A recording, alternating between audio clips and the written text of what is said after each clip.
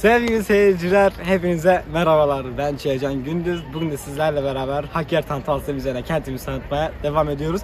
Sevgili seyirciler, bugün de sizlerle beraber Ramazan ayının sonu, Ramazan bayramının başlangıcı olan ve Hakkari halkının büyük bir yoğunlukla Hakkari'nin en büyük mezarlığına geldiği gündeyiz. Yani Ramazan bayramının başındayız. Gerçekten size yavaş yavaş burayı açıklamak, burayı bilgilerini vermek istiyorum.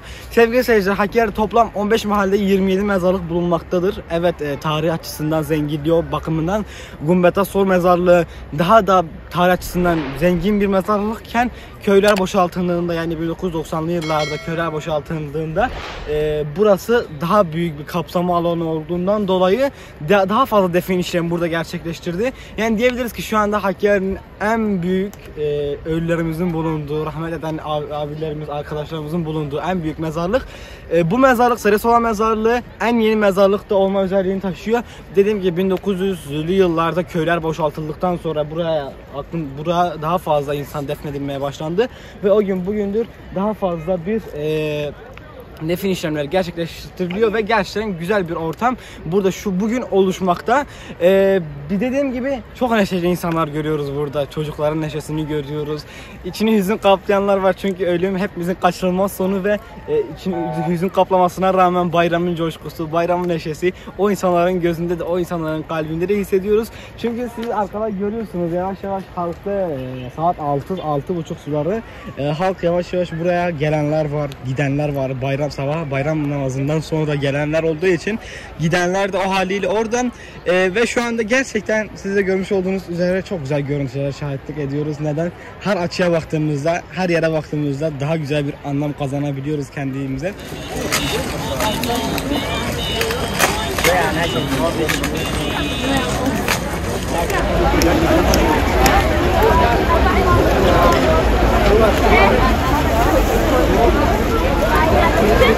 اشترك كده بتبدا عايزه واحد مستقبل الجزء اللي مش عارف انا ما ينفعش انا ان شاء الله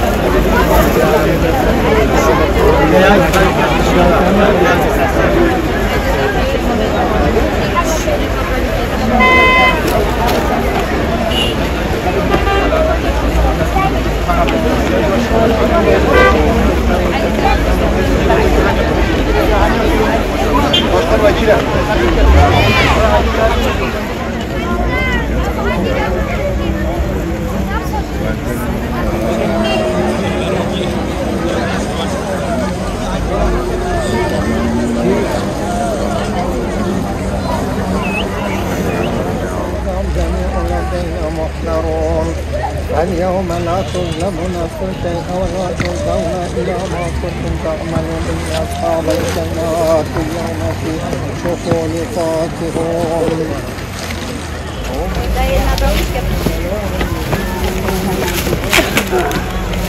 الله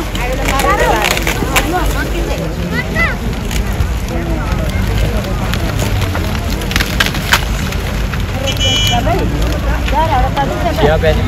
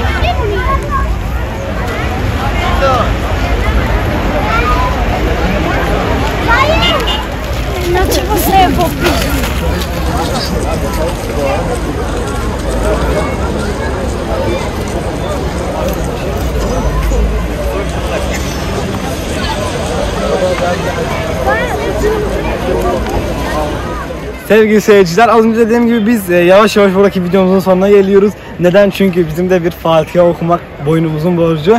Benim dedem ve halamı da buraya defnettik. Allah tüm rahmet edenlerimize, onlardan da Allah'tan rahmet diliyoruz. Gerçekten çok güzel bir ortam var. Naifliğiyle olsun, sevinciyle, hüzünüyle çok güzel bir ortama şahitlik ediyoruz. Bu güzel görüntüleri sizlere ulaştırdığımız adına biz Hakkari tanıtım ekibi olarak biz de gurur duyuyoruz. Sizlere de en büyük teşekkürü sizlere borçluyum ki şu dakikaya kadar bizi izlediniz. Bir dahaki videoda hoşça kalın efendim. Görüşmek üzere.